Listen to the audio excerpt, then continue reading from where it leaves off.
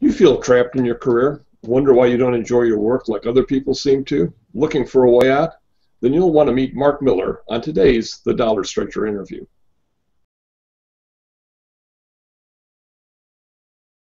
Marc Miller's career journey includes spending 22 years at IBM and several thriving tech startups, among them CareerPivot.com. He's been featured on PBS, Forbes, U.S. News, and other media outlets that you recognize. Marc currently focuses on writing and career counseling. Marc, thanks for joining us today.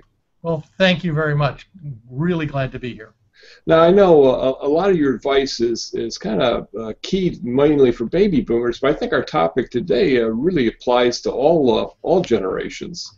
Yeah, it does. In fact, I'm working with a Gen Xer right now on a portfolio career. So yeah, it applies. In fact, the Gen Y or the millennials, the kids coming up today, will probably have portfolio careers throughout their lifetime. And now you talk a lot about designing a career. How does that work, and what does it look like for somebody who's never, thought about it? Well, if you think about it, when most of us left home, most of us baby boomers, we did one of two things. We either did exactly what our parents told us to do, or we took whatever was available at the time. And we did it for the next 20 or 30 years. And we didn't really think about, geez, what exactly do I like? What do I want to do? No, it was a job. We went to work. And the idea that what I want to do, so a lot of what career design means is we're going to go back and look at a combination of what you're good at, but more importantly, what are your innate talents? And what skills do we want to are built on top of those innate talents? And then go back and say, what do you really want to do when you grow up? Now, something that fascinated me, I know, when I came out of school, the thought was that you had one job, one career, and they were the same thing. And I just finished an article on building a portfolio career, and that was a fairly new concept to me. Could you explain it to our viewers, please? Sure. Portfolio careers have actually been around for a while.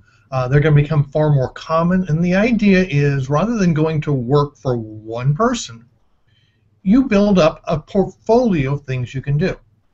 So I'll use an example. I'm working with a former employee of mine. She has 3 kids. She needs lots of flexibility. So we're looking at, she was a trainer. We're going to look at doing some contract training positions. She works for Weight Watchers for a few hours a week. She's going to go back and get her personal training certification and her group exercise certification.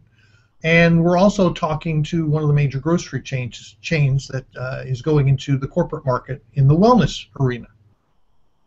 And the idea is she's not going to have a single employer.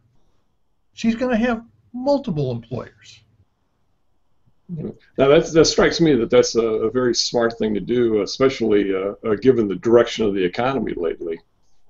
Yeah, I mean, the idea is as one thing goes up, something else may come down. In some ways, I have a portfolio career. I do soft skills trainings for one of the major international construction companies. It takes about 2 hours, 3 hours a month. At the same time, I have my own webinar online training. I do my own coaching. I've written a book, so I have book revenue coming in. I do some public speaking. That brings in income. So I've got about 5 or 6 different revenue streams all coming in. And the thing to remember is there are many predictions by 2020, over half the people in this economy will be freelancers and contractors. It strikes me a lot like the Depression during the 1930s. Now, one thing that occurs to me is that going out on your own, as I did, the middle of my work life, requires some additional skills compared to just collecting a paycheck on a weekly basis. Is there a way for people to be ready for that, or to understand what that requirement is? Rather interesting. I did an article for U.S. News and World Report on what I call necessity entrepreneurs. Is figuring out what you're good at, but what you're not good at, what you can do, and what you shouldn't do. In other words, there's some things you know how to do, but you really should hire someone else to do it. So I'll use the example. I am very technical. I don't do my own website. I pay someone. I have an editor. I pay. I have a whole variety of people around me that I pay to support me. So the idea here is, don't think, as many people as they go out on their own, they say, I have to do all this myself. The answer is no. What you do need to understand is where you fit in, and where you fit into the puzzle, and make sure you fit, and then find everybody else around to support you. I would think that actually even provides opportunities too, because some of these people that you hire, for instance, to create your website, well, they may know other people that need the skill that you have, and so they'll actually refer people over to you. Yeah, I mean, one of the things in my practice, one of the things I practice what I preach. The people I hire, I expect quality, and when they deliver quality, I am their best friends. I will refer people over and over and over again. And in fact, my webmaster, I have referred all kinds of business to her, and then she's referred stuff back to me.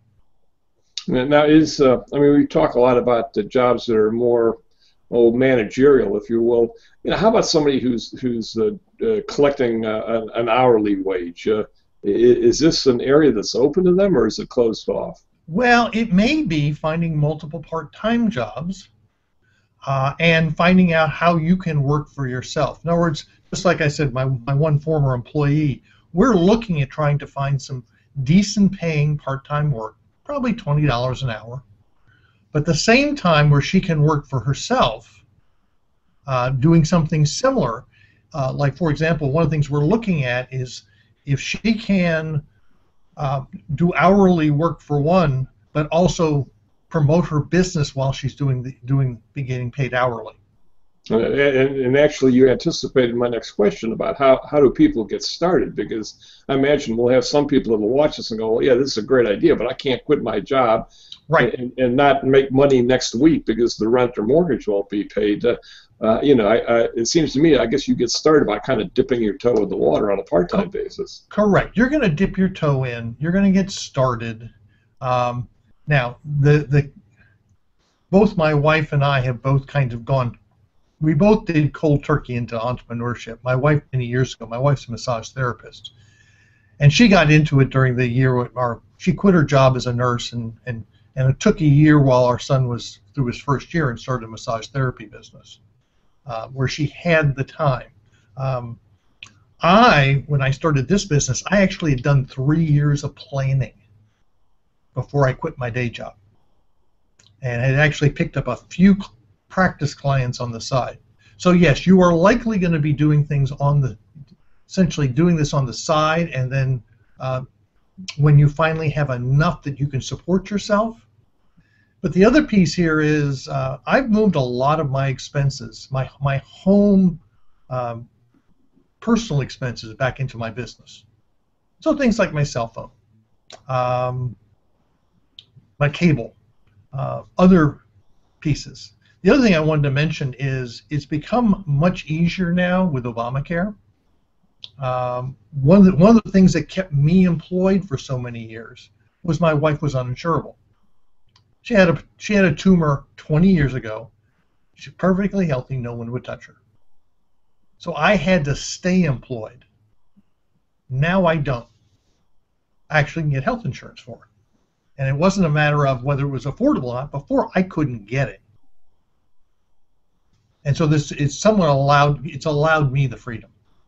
Mm-hmm. Now I know you do career counseling in your website. It's Career Pivot. Tell us a little bit about those things. Sure.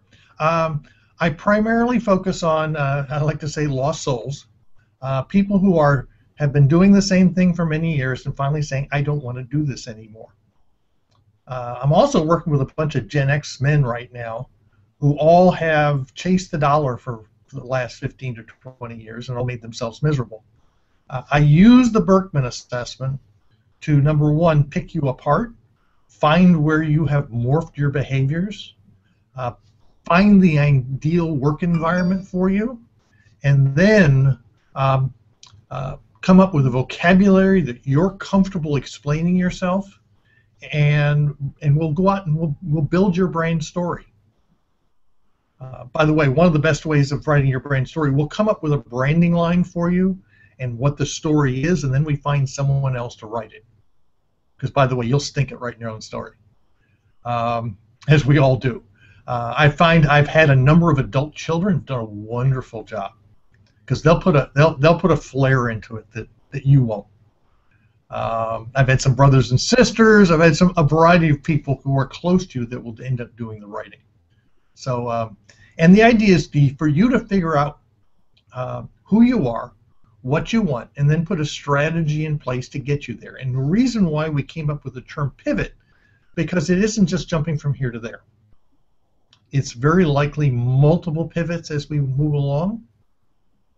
And I like to refer, I'm on my 7th career, and every one of my career changes has been what I refer to as a half-step career move. And that is, I had 1 foot in the old world, 1 foot in the new world, and there was a relationship that took me across. In other words, I did not do it by myself.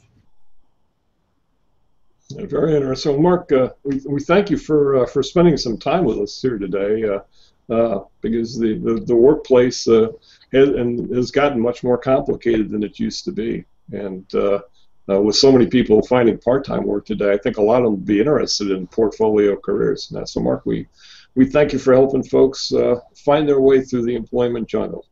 Well, thank you.